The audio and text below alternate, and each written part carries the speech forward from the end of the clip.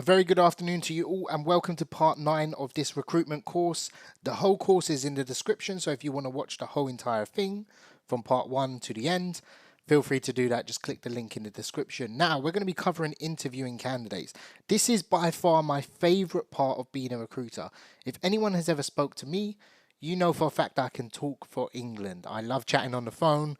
It's pretty much what I do all day, but there's some things that I want you to go on.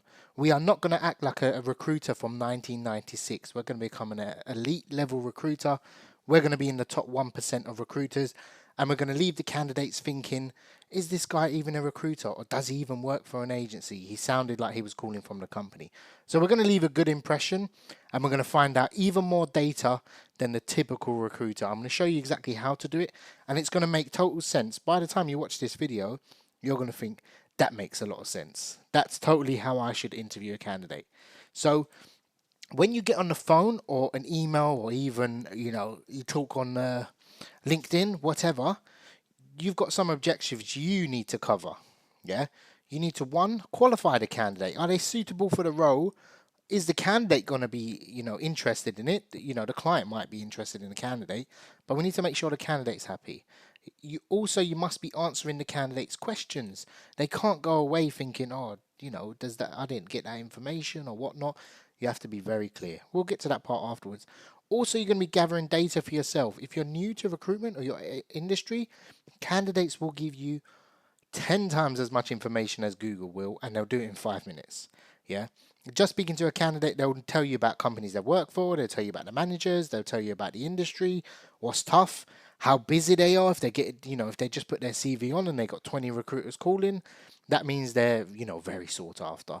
And also build rapport and relationships. I'll give you a quick example. I've placed somebody in HR who has given me, who I've placed her about 4 or 5 times. She's given me the jobs at her current company. So she's become a client after becoming a candidate. So you can build long-term relationships. The long-term relationships for me are with candidates more so than clients. Clients will drop you, will move about, but candidates always stick. It's that B2C connection. So it's really, really important. So I'm going to touch on what not to do. And this is going to make total sense to you. If you sit in an office or you work with other recruiters or you've been a recruiter, chances are this is how you were taught to interview a candidate. And this is totally, totally not incorrect, but it's very amateuristic. 99% of people will do it like this. So they'll call up, they've got a CV, or they've, headhunted the candidate, and they'll say, "Hi, is this John or is this Steve? How are you? Are you still looking for a new role?" It's like no soul in what you say when you call. And then they start to begin to ask, okay, great, you are looking for a new role. Do you have experience in, let's say we're recruiting, I don't know, a nurse. Or do you have experience in anesthesic? Or, it's just, you can read their CV. They feel like saying to you, can you just check my CV before you call me? Or do you have this skill? When it's clearly listed, or it's pretty obvious that a nurse has the skill needed for the role. I mean, the nurse isn't a fantastic example, but why did you apply for this job? It's very confrontational, and they're automatically moved from a casual conversation where someone's called them out of blue to immediately interviewing them with nothing back in return.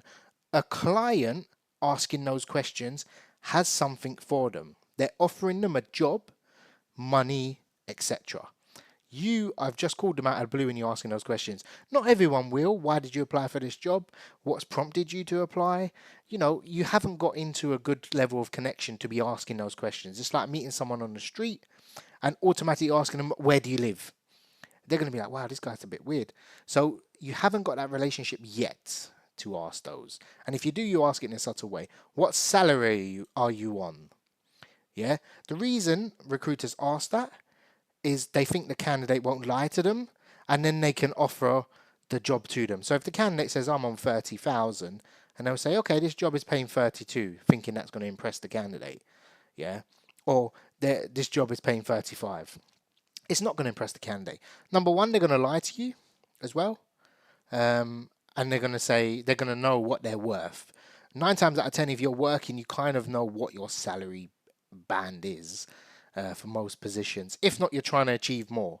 It's a candidate-driven market. This is an interview for somebody that's, interviewing somebody that is thinking they're not in demand when they are.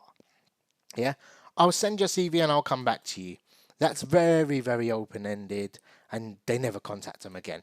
You might think, oh, this is a bit exaggerated, but this is genuinely what most people do. Like, even worse, actually. So I think if you're doing this, stop immediately. Yeah, I'm going to show you how I make people my best friends. Yeah, if there's one skill I have, they never forget me. And I have them laughing on the phone, by the way. Anyway, and that's not always a good thing. Sometimes I build too much of a relationship and they don't take me seriously. I've done that very early on in my career and I still do it to this day. Whereas they feel like, oh, sorry, I missed your call. Ha ha ha, we had a laugh earlier.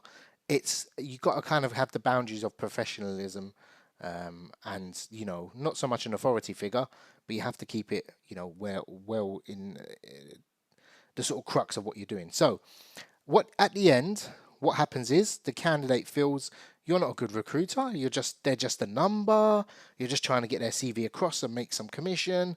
I wasn't listened to. I didn't get a chance to ask about the company. Blah blah blah. Yeah, I was just told the salary and I'll be in touch. Yeah, so it was very qualifying in that regards. It doesn't bode well in this day and age, yeah. And if that guy calls me again, I certainly ain't picking up, and I ain't sending my CV, and I'm not going to go to an interview. That's what they're going to think. Genuinely, that's what people think. They get such a bad taste. This is the reason I put bad taste. Leave such a bad taste in their mouth that they're like, well, if that guy wants to send my CV, he can do what he wants, but I'm not picking up his call again. So, how do you actually interview a candidate in a good way? In a way which is professionalism. You want to come across. People say you can't see people on the phone, but they can definitely hear you and they can see you in a way. If next time someone calls you on the phone, you'll immediately in your mind picture them, where they are, what they even look like based on their accent, how do they sound. You can even, sad as it sounds, you can know someone's education level, yeah, and even if they make a lot of money, believe it or not. That's just what I think. Anyway, let me not ramble on, but we're going to go through a simulated call, what it sounds like, and how to actually, be a good recruiter is basically what we want. So when someone picks up, you say, "Good morning, am I speaking with John?" Now, the days where the reason people ask, "Hi, am I speaking to John?" It's going back to like 1996, where people had landlines and you didn't know who picked up. Yeah. Now everyone has a mobile. I can't remember the last time I called a landline, and for a candidate. "Good morning, am I speaking with John?" And that's just your introduction. You don't have to say that. And just say, "Hi, John. Sorry to call you unannounced," or "Sorry to call you out of the blue," is what I usually say. "Sorry to call you unannounced. I had an application." Now, it depends if they've applied or you found their CV. So I had an application from yourself. I just wanted to give you a bit of information about it. So you're serving them. Yeah. It's a candidate driven market in most places we're going to be recruiting in. I just want to give you some information. Is it a good time or is it a bad time? Yeah, and that's what I usually open with. I'm just calling to give you some information. And the other thing is, you're not desperate. You're not like, oh, I need to get this CV across. I'm just calling to give you information. If you don't want the information, I'll hang up. No problem. See you later. But that's kind of how I open usually. Or, "I saw your profile, it piqued my interest. Am I wrong in saying you're still looking for a new role or new position?" The reason I ask that is I don't want to say, "Am I right in saying you're looking for a new role?" I'm never right. Yeah, I'm always wrong. People will correct you. It's a very powerful technique. If you say, "Am I wrong in saying you're looking for this?" Try that in your personal life and you'll see there's a big difference in the answers. It's not a persuasion technique, but people like to correct you and they give you more information based on that. There's no trickery in it. It's just a better way of talking, in my opinion. Yeah. So if they are, you can move on to the next stage. Yeah. And basically, you just want to simply cover some information about the client. Yeah. So this job is paying X amount. It's for a nurse and it's based in this location. Blah blah blah. Give them the postcode. Is that near to you or far? So I want to cover very quickly and not waste my time and the candidate's time. Importantly, is the location good? Is the salary good? And do they have a long notice period? Yeah. So are they currently I put notice period, but really and truly, I'm looking if they're actually working now because that's a quicker placement. That's just a personal recruiter. I'm just trying to make money quickly, I'll be honest. If someone is out of work, it's quicker for me to make a placement and I don't have to wait the notice period. So I call this the big three. So I cover that very quickly because before I used to talk to people for half an hour and at the end they'll go, oh, no, that's too far. So get that out of the way quickly and get it done. Yeah. Can I tell you a bit about the client now? And that's the part where you say, look, this is a private hospital. They've been working this. The team is 18 people. You should get all this information from the client. Yeah. Their turnover is X amount. They're looking to expand the team. The reason this position's come open is they're expanding the team, etc. Yeah. And see how it sounds. If you say, oh, how does that sound? Is that something you think you'll fit into or what you're looking for at the moment? Yeah, I am. Okay, great. You know, can I ask you some questions now? What's sort of important for you? And based on these questions, I want them to talk. Yeah. If I ask a question, I get silly answers. Yeah. I've got no relationship. I need them to tell me what's important in your next role. Everyone always says progression. Yeah. But what's important to you in your next role? Oh, I need progression. I need training, blah, blah, blah. If the company offers training, mention that. Now, the only thing we're ever going to be selling is the company on this call. We're never going to sell ourselves. I don't even mention my name actually. And they usually halfway through the call, a very good sign is when they say, "Oh, sorry, what was your company's name?" or "What was your name?" Sorry, that's a really good sign, and I love it when they ask that. But in terms of finding out key achievements, the reason I ask that is they've kind of it's a way of saying why you fit for this job. Yeah. Key achievements. I was a nurse. I've worked this. I've done that. I've done this research paper. I led the unit when I'm unqualified or whatever. But that's something that people, like a salesperson, will say, yeah, I sold this £2 million contract. Salespeople are the best with this question. And I used to love it asking that. But you must have that question somewhat framed in there because it separates the candidate and it also gives you something to write. These are all stuff I want to write to my client. So if they say, oh, I want training or I want to progress or I want to do this qualification, I write that when I send their CV. So all this is all noted down. Yeah, key achievements. Basically, they're just giving me information to send to the client at the end of the day. And that's what I want. Because I don't want to send this CV and just say, oh, the candidate look really good, blah, blah, blah.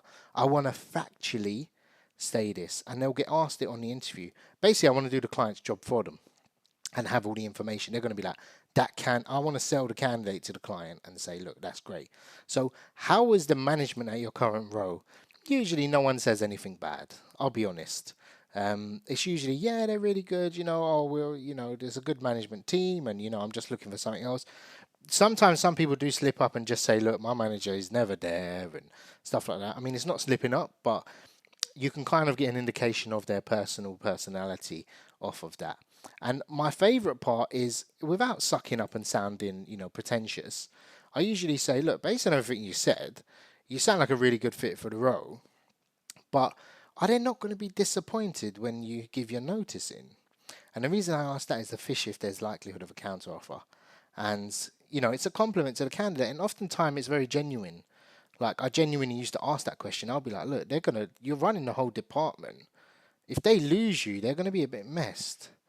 And, sometimes the best answer I ever had was a candidate said, even if they pay me 100 grand, I will not stay there. So he was adamant he's going to leave. So I thought there's no bit of counter offer. And you want to kind of ask that question genuinely just to see what they say as well. And I always ask, I never say, oh, would you like me to put you forward? It's always based on everything we've had a chat about quickly. Do you want me to send you some more information about the company? Or would you be interested in me giving them a call and setting something up? You want to leave out the recruiter jargon. Yeah, you don't want to say, should I shortlist you or should I put you forward for the role? Forget all that. The language is really important.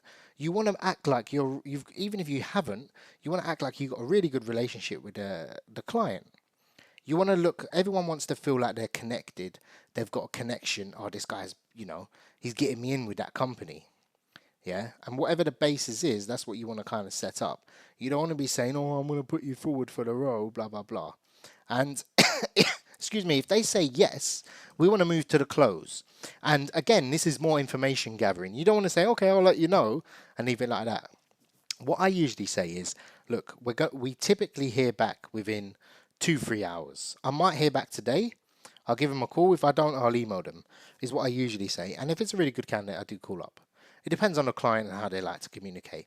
But I give them a rough time frame. So let's say the client is, I'll be honest with them. Look, sometimes it can take them a week to come back. They're interviewing or they're going through the shortlist next week. What I'll do is I'll give you an update in 2-3 days. I always say 2-3 days, or 1 to 2 days, regardless of who the client is. I always update the candidate. 1, to see if they're still interested, and 2, it's good practice. Yeah, it will leave a good taste in their mouth, is what. Sorry to excuse the pun, but it's left as in they know what's happening. He's going to send my CV and he's going to be in touch in 2 days. Now, make sure you're in touch in 2 days, even if it's just an email saying, oh, I haven't heard back. Yeah. And also, I do a test. So the test will be, I want to see if if I'm unsure about the candidate, I'll say, look, I'm going to email you back. All I want back is a simple email from you just to say you're still interested. So I'm going to send you the information on the client and the job description. Have a look. If you're interested, just say, yeah, I'm interested. Yeah. You don't want it to be like, okay, I'll send your CV. Sometimes if I'm unsure, and usually I do this anyway, is I send them information about the client and the job description. If they come back and say, CAD's put me forward, I'll be like, okay, great, they're interested. Yeah, that's what I want. I don't want to be like, oh, is this candidate even going to show up? Yeah, I never want that feeling. I'd rather not put someone forward in my position to be doing that.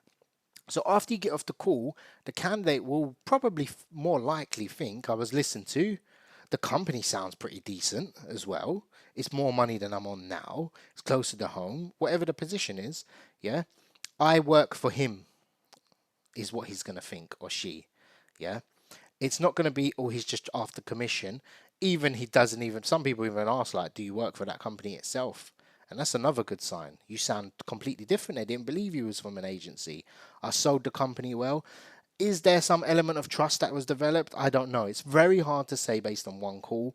I can't say hand on heart that I can build relationships off one call. I think it's near impossible unless you have a really good chat and you've got so much in common, blah blah blah.